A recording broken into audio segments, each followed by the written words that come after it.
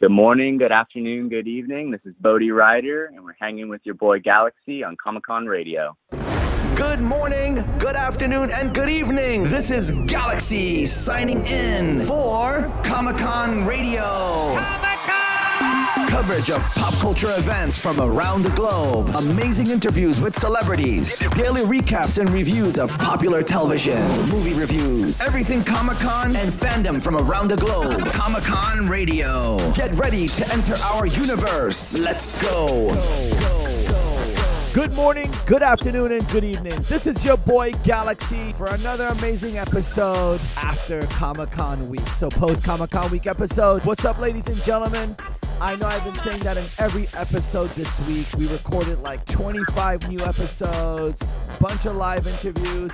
Today we have a really cool guest. I met this gentleman at Comic-Con in San Diego, a really cool guy, and he's a writer of a really cool series. It's called the Curseborn Saga. Today we have BODHI Ryder in the studio. BODHI, what's up, brother? Welcome to Comic-Con Radio. Hey, what's up, Galaxy? Thank you so much for having me on. I'm stoked to be here. I am happy you're on, man. You're a cool guy, and you're a young dude, and you're writing so many cool books. How's your life?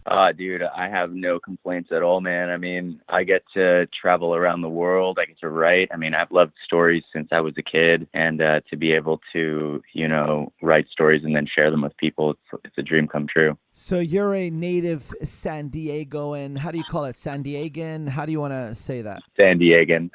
I was actually born on the East Coast, but I grew up in San Diego since I was about 10. So yeah, I spent most of my childhood here. That's pretty rad, man. And these stories of yours, manga and all that, where did that come from? Well, actually, man, when I was 20, I packed a backpack and moved to Japan and lived there for 2 years. I ended up going to college there. I was an English teacher. I was always super inspired by Japanese storytelling. I think that the Japanese writers are among the best in the world right now, especially in this day and age. So I was really kind of inspired to write through those stories. And, that was my first dream, was to go to Japan. So that's kind of where everything really began. So you live that life. You're that guy that actually packed his bags, went across the ocean to uncharted territory. You went to school there. You became a teacher there. That's a pretty rad story. Just your life alone is a rad story. Forget your books for a second. What inspires you to go across the oceans and just learn everything? Well, I mean, my dream in life is to live a great story. And I write adventure stories, and I feel there has to be kind of a sense of realism to those stories. And, your imagination is great, but I think there's kind of a limit to it. And so for example, I wrote this one scene in the books I write where the heroes climb this great tree. It's like a 1,000 foot tree. And they think it would be fun to jump off one of the higher branches. Of course, none of the characters in my story are human, so this is possible. And they jump off into this lake and they free fall for a while, because they're really high up. And so I wanted to know what that felt like. So I actually went skydiving so that I could bring that sense of realism to that little scene, which only ended up being a page and a half long. And so, yeah, I feel when I travel, I'm trying to, understand how the world works and live that so that in the books it comes off, is true. That's pretty cool. So where are you from originally? Because wanting to go to Japan is really rad. So my mom is born in Egypt, and she moved here when she was about 20 with my grandma and her sister and my grandfather. And she started going to college while learning English. And my grandma actually started going to college at the same time. Both of them did a PhD while learning English. And also my dad is from Canada, so actually none of my parents are American, although I was born here. I mean, Japan, I think I was just inspired by their stories, and that's why I ended up going there. You seem like a very interesting person. I met you at San Diego Comic-Con, and we chatted it up for a little bit. You have this good soul. You give this energy off that's pretty cool. Now, your stories are crazy. They're mythical and wonderful and imaginative, and God only knows what's going on in your mind when you make these stories. Yeah. But you seem like a really chill, calm person. It's so different from your stories. How do you manage to do that? I feel the stories in my life are so closely interwoven that even though I'm writing in a high fantasy environment, Like there's so much little pieces of it that kind of come into it. Plus, like, I'm the writer of the Curseborn Saga, but there's actually 4 creators of the story. It's like me, my brother, and my 2 best friends. And we're known as the Four Lords. And we've been working on this for 9 years now. And it's like I met my 2 friends working at a video game store out of high school.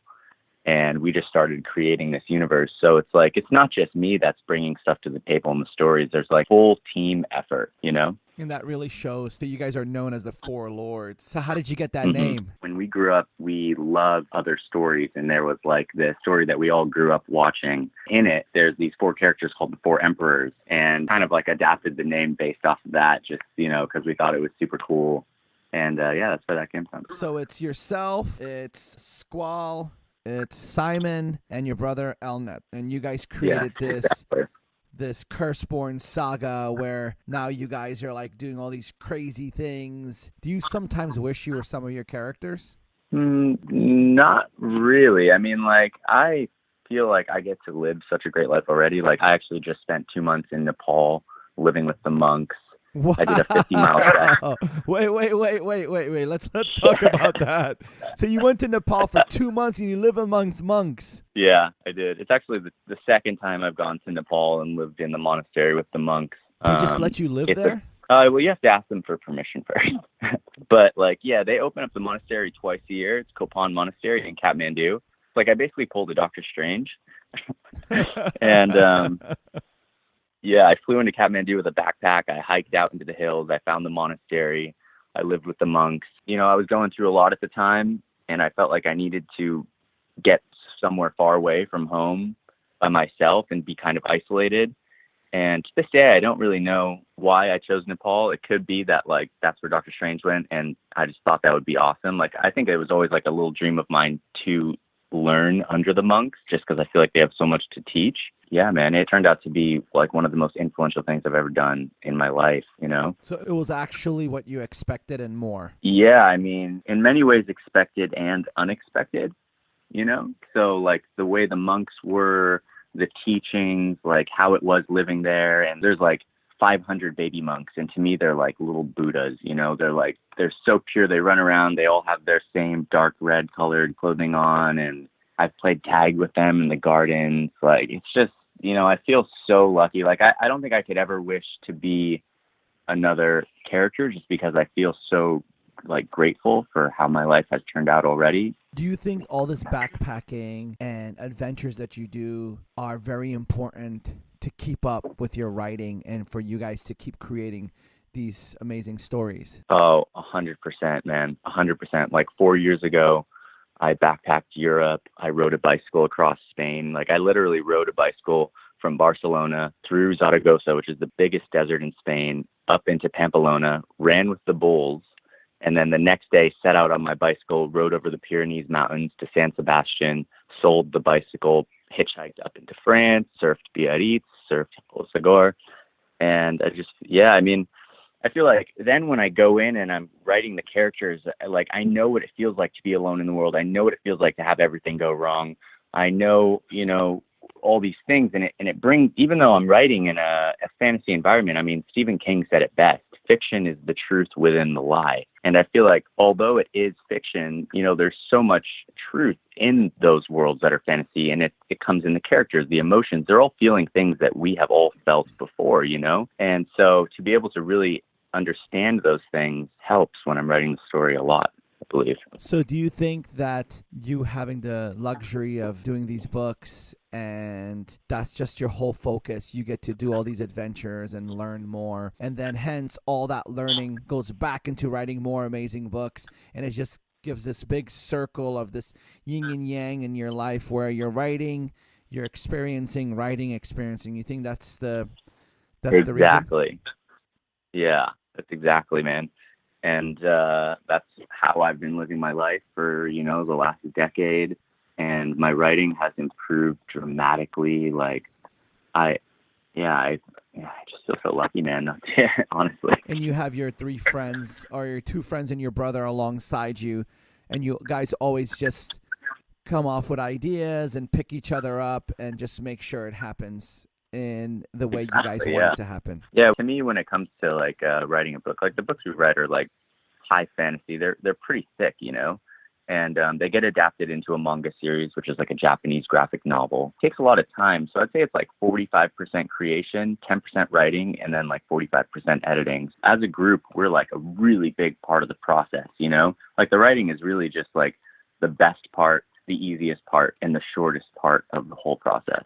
Yeah, editing is a very major part. I understand that my book is coming out, and it's nowhere near as thick as the books you guys write. Took me, 3 years now, because I keep going back to it, and there's always room for perfection and growth and change. And that's the problem with being a writer, and I know you have that issue. But I don't know if you have this issue. No, I don't want to step on it, but my issue is I'm always finding room to fix, to make it better. But when is enough enough? Do you ever have that problem? Yeah, well, I mean, they say art isn't finished, it's abandoned. And I think that's because every day you grow as an artist. And so every day you look at it with a different perspective. And so it can always be changed and enhanced. But I think that there is that point in time where you got to realize that, like, it can be infinitely changed. But really, for you to change and grow as a writer, you have to move on to new projects. So just get it to where you're like as happy as you can be with it, and then start a new project, because, it's fun to have a blank piece of paper as opposed to an editing job. You know what I mean? Absolutely. Yeah, I totally understand what you mean. Editing is a bummer, but you got to do it right, because then people are going to be like, hey, you didn't check your own work. Yeah, seriously. So you guys write these really fat, big manga books. Can you explain what manga is? I know our fans know what it is, but some fans probably don't know. What is that? Manga is the coin term for a Japanese graphic novel. So it would be like the Japanese equivalent of a comic book. You read it right to left. For example, like I'm sure everyone's heard of anime, right? All anime comes from manga, which are graphic novels. And if they do well in Japan, then it typically gets turned into an anime series, an animated series. So yeah, our books are drawn and illustrated by a mangaka named Sean Lam out of Singapore, who was previously published with Kodansha. And right now we have a producer in Japan. And hopefully, if everything goes well, we'll get picked up for an anime series as well. But wow. Yeah, everything is, Congratulations, man. That's pretty cool. This person takes your book, goes through it, and then draws art from it. And if that hits, then an anime company will come and take it and then create an animated series, basically. Exactly. That's pretty cool, man. Exactly. It's a very niche kind of category. Like, I think that there's really not that many people in the United States that are doing it. Like we've been doing book signings at Anime Expo for the last 5 years, Comic-Con for the last 4 years. We've done Salt Lake City Comic-Con. We've done Kamikaze in LA, Stanley's Comic-Con. And so it's kind of cool because, like, years ago, we were really, like, kind of I would say, in the very beginning stages of people starting to come out with this, like, manga stuff. And so I feel like we're kind of a little bit ahead of the game. And I feel like it's only a matter of time until, like, they start. I mean, the graphics in CGI films right now are getting so good to the point where they really could actually do live action renditions of anime, they have amazing stories as well, So I think it's coming, man. Wow, that'll be pretty rad to see some of these stuff. Some fans reach out and say, hey, what's manga? Is it like those kung fu movies now where they, like, jump in the sky? And you came at a right time. Thanks, man. It's cool, and I hope that we can do the Japanese storytelling honor because we're so inspired by them. But I think that we do as best we can, and we'll just have to wait and see how it turns out. Do you get a lot of support and love from that community? I mean, the Japanese people are, like, a very, very humble and respectful people. It's one of the reasons I love Japan so much. I mean, like, there's, like, you go to Tokyo, there's, like, really no trash anywhere. No one throws trash on the street. Everyone's very polite, very humble. It's not like the K-pop world, because K-pop, I know it's different. It's Korea. They're so harsh. Yeah. And there's a band from America that's trying to get into K-pop at the moment, and they're like, get back, get out of here. So it's not like that. Okay, that's cool, man. Well, it is hard as an American to get manga published in Japan, because if you are, like, the one thing about the Japanese people is that they're very, like, true to their own culture. And, like, so I would say that, like, yeah, we would be among the first to kind of make it in the manga world in Japan. But I think it's an inevitability. Like, we all have so much passion, so much faith, and we put so much hard work into it. and like having have lived in Japan and to understand the culture and the people really helps a lot, actually. Yeah, man, because which one of those writers went to Nepal and lived with the monks for 2 months? And I don't think they've skydived to feel how a god jumps from a tree. So yeah, right. You got your ticket in. They're like, hey, this guy jumps from planes. He goes, lives with the monks, travels across with a backpack, sold his bike when he was in Spain just to, do this or that. You got some amazing fun stories, man. You're like it's like a movie. You should write about yourself. Have you had the idea of doing that? I have a lot of people ask about that. For me, it's like I love writing, but I like stuff with like dragons and that powers and abilities. So I hardly ever write about myself. But what I do is I think that like the origin form of like storytelling comes from oral storytelling. So I actually love telling stories as well. And so normally, like when I sit down with friends or people that I meet, like I'll tell them stories of my adventures in person. Maybe we can catch you one day around a bonfire and you could share some of those stories. Oh man, I would love to. I actually, I just wrote a new novel actually called The Monastery. And, it's like kind of a fictitious development of like my travels in Japan. I mean, it takes place a long time ago and it's a completely fictional world, but yeah, I'm really stoked on how that came out, actually. It is coming from a truth. It is coming from your feelings. You've experienced something similar because, of course, we don't have dragons or, we can't jump 1,000 feet in one bounce, but... Yeah, it's exactly like that. Yeah, like, for example, like I wrote The Monastery and like I'm dedicating the book to Tibet.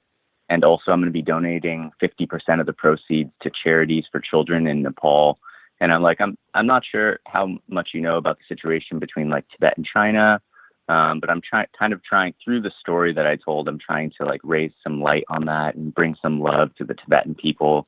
I feel like as a writer, it's kind of our obligation I feel like writers are kind of like teachers, and they just use a different medium of teaching than, other people, and we teach through stories, and through those stories people can kind of interpret the lessons or the messages on their own in a way that each person may interpret it differently, but I think ultimately in the end it's all absorbed. It's really nice of you to do that, to get 50% of the proceeds, because I know how much it can cost for books to go through and how much work goes into it, but for you to do that, that's amazing, and that's a big thank you back to the monks that took you in for a second time and allowed you to stay at their monastery and all that. So when you walked into the monastery for the first time, was it surreal? Like, what did you see? What did you experience? So the first time I went into the monastery, it was a little bit different than what I was expecting, in the sense that like all of the monks, like they kind of just ignore you. And I thought it would be really different. Like they'd be very opening and welcoming and stuff like that. And like the dogs will like come, like I tried to go up to like one of the dogs and they just like kind of like are hesitant. They grapple a little bit. And for a while I was like, this is so weird. Like, I don't know what's going on. And then as I was living there, like 1 week, 2 weeks, I started to realize that like, in our Western world, everything that's going on here moves a million times a minute. And when we go there, it's kind of like we're wearing this cloak of chaotic energy. And like the monks and the animals there, they can sense that. And they move on like a much slower scale. Like when they sit down and they eat, like they just eat. Does that make sense? Like they go, they're consumed in eating. And, it took a while and I was like so stoked finally when like I kind of slowed down to that level. I relaxed, the whole time I was there, I had my phone completely turned off, and like, then the dogs will start to come around, the little baby monks will come over and they'll start to talk to you. But yeah, it was like, I really realized that there's a difference and there's like an energy difference in the people. And so by going there, I feel like I was able to kind of like cleanse myself of everything. And, the whole time I was over in Nepal, I think I took 3 hot showers in 2 months. And it's like you really become like grateful for the things that we inevitably start to take for granted over here, and that's why I really appreciate that country and the people there. And they're living that life. I don't know if they miss it because they grow up or they get accustomed to that all their life, but for you, coming from somewhere where you could just go get a hot shower at any time and it's just like, hey, let me run in the shower before I go eat a sandwich, but for you to slow down and then for them to sense that, that's pretty amazing. Do you feel that they were on a different spiritual plane than we are here? Yeah, for sure. I think that they are just like so zoned in and slowed down in a completely different environment than we are, that it seems like they're on a different spiritual plane. But I believe that everyone's on the same spiritual path, no matter like who or where you are. And like your spiritual path is kind of defined by the circumstances of your environment, So like, even though they are very calmed down, like they are still going through the same struggles that we are going through, just in different ways. Does that make sense? Oh yeah, absolutely. Everybody has problems, but in different ways, Exactly. all over the world, all over everywhere we go.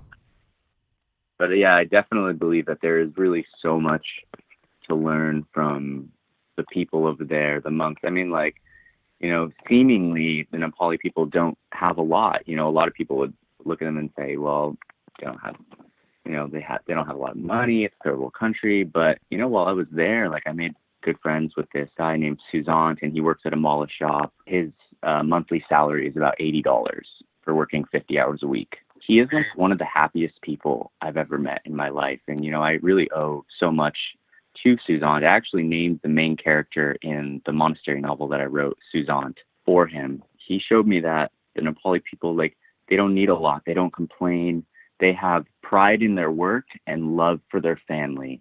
And that's all they need. And I feel like everyone can learn so much from them. So I wanted to really do something. I wanted to give something back. And like, I've done all these adventures. I've done these things. I've written these books. I wrote the Curseborn Saga. And, there's still 2 more books left in it, but I'm working on the 3rd.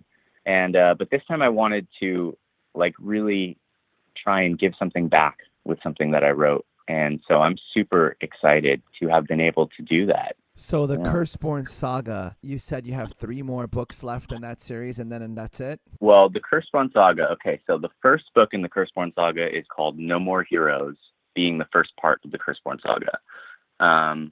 That one I finished in 2017. It took me about 7 years to write. It's the story of 2 brothers who live on these 2 floating countries in the sky in the lands of Soria. And of one of the countries, everyone born on Folia is born cursed from birth, and they don't know why. And kind of throughout the progression of the story, you figure out like what the meaning of that curse is and what it entails for their people. And the story basically follows Kime and Storm as they set off out into the world to find and fight the strongest people that exist. And it's a big ensemble cast of characters, a lot of switched point of views, and it kind of is the story about 2 brothers who unite a fallen nation that no longer believes in themselves. Dang. So that's kind of like the underground premise of the Curseborn Saga. The second book, The Soldier Games, just came out. It's on Amazon, eBook, paperback, so people can find it pretty easily. And that one just came out like July 4th. So super excited for that one. And then the third book, Graph and the Thousand Ring Festival, I wrote it about 5 years ago. And so it just has to go through like a pretty heavy edit. But I'm hoping for a 2021 release on that. And then there'll only be one last book in the series. It's a 4-book series. And then that's it for that. But that is basically the signature series for you and your team. It's the Curseborn Saga. Exactly. Yeah. And that's what's allowing you to live with the monks. And that's such an amazing thing that you want to help. You're this kid from America that wrote a bunch of amazing books, but now your books are changing the world. And like you said, through your words and through your stories, you're affecting, millions eventually. And that's just how it goes. And that must feel so good for you. It's honestly such a kind of an unbelievable feeling to be able to do that. And like, I'm really excited to see how people react to the monastery, because it's kind of the other ones I write are books, like solid books, but The Monastery is the first novel that I wrote. I don't know, have you ever heard of the book called The Alchemist by Paulo Coelho? Of course. Yeah, so like when I first sat down to write The Monastery, I was like, what kind of medium do I want to use to tell this story? Like what kind of book? And so I thought like The Alchemist was always something that was very inspiring to me. But to me, that was like the kind of, among the top in the echelon of writing. It's very simple. It's to the point. It's easy to read, but it is also deeply profound. And so I wanted to try and see if I could write something on that level. Yeah, The Monastery came out. It's a tad bit longer than The Alchemist, but it's a similar type of story. So yeah, it should be coming out in September of this year. Do you want to hear like a little bit about it? I haven't talked about it anywhere, actually. Absolutely, man. Cool. So story takes place like a long time ago, and it takes place in this country called Nima, which in Tibetan means sunshine. And in the world at that time, there's an empire, and it's been conquering countries all around their corner of the world for centuries.